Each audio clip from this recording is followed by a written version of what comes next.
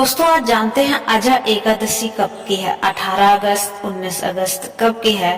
तो दोस्तों चलिए जानते हैं कब रहेगा पारण का समय, क्या रहेगा शुभ मुहूर्त, और उसके बाद जानेंगे दोस्तों दक्षिणावर्ती जो शंख होता है उससे भगवान विष्णु की पूजा करने से विशेष रूप से क्या फायदा होता है।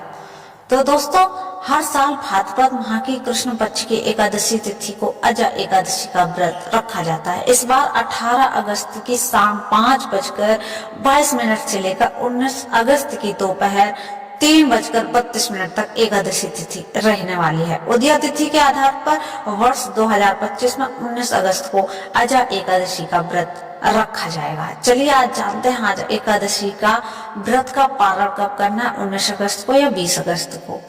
तो चलिए जानते हैं। ब्रह्म मुहूर्त की बात करें दोस्तों तो सुबह में 4:25 से 5:09 तक रहेगा। अभिजीत मुहूर्त की बात करें तो सुबह 11:58 से 12:51 तक रहेगा।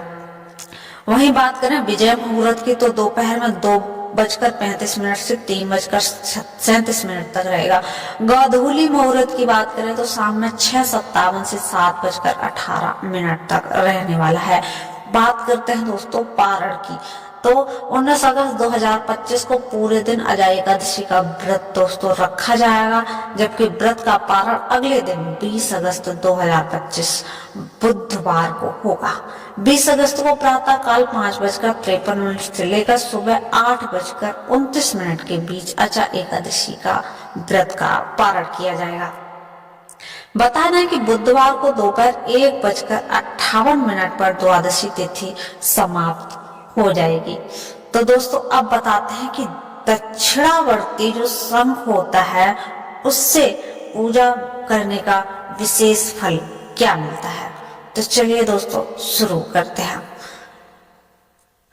तो दोस्तों एकादशी पर आप ब्रह्म मुहूर्त में उठ जाइए, ऐसे पूजा पाठ करिए कि ब्रह्म मुहूर्त में उठ जाइए। उसके बाद स्नान के बाद सूर्य देव को तांबे के लोटे से जल अर्पित कीजिए। ओम सूर्याय नमः मंत्र का जप करिए।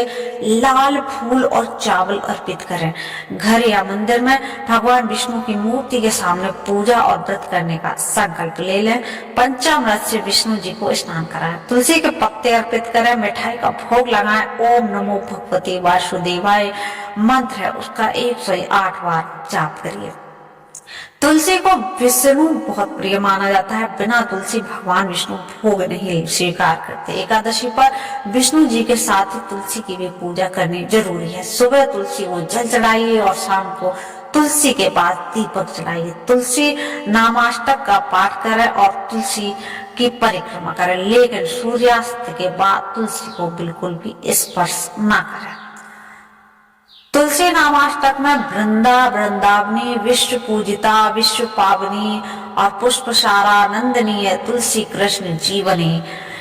तो दोस्तों एकादशी पर ये मंत्र जो आपको स्क्रीन पे दिख रहा है इसकी पूरी तुलसी नामाष्टक है, ये इसकी पढ़ सकते हैं आप।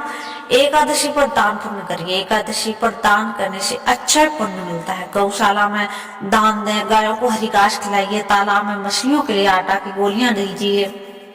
चींटियां हैं, चींटियों को आटा शक्कर अर्पित कीजिए। पक्षियों के लिए छत पर दाना पानी रखिए। जरूरतमंदों को अनाज कपड़े छाता जूता आदि का दान कीजिए। छोटे बच्चों को मिठाई खिलाएं और भोजन कराएं।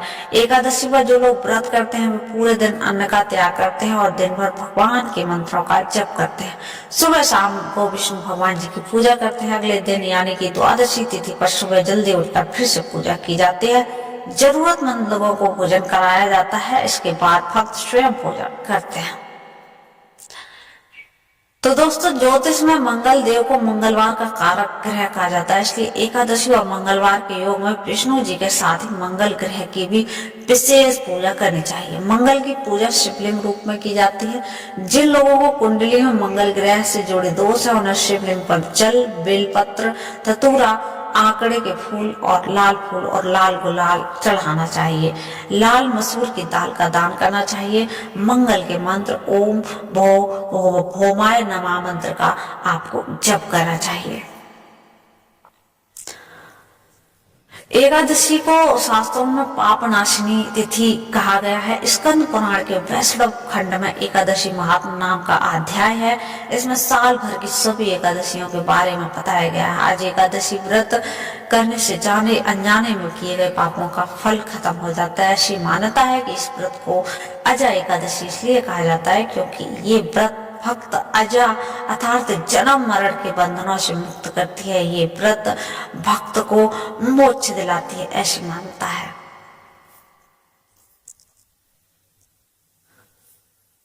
तो दोस्तों ये थी आज का एपिसोड जिसमें आपने देखा अजा एकादशी का व्रत पूजन विधि। आप फिर मिलते हैं एक नई वीडियो में, तब तक के लिए चैनल पर नए हैं तो चैनल को एक बार सब्सक्राइब कर दें। धन्यवाद और कमेंट में जय श्री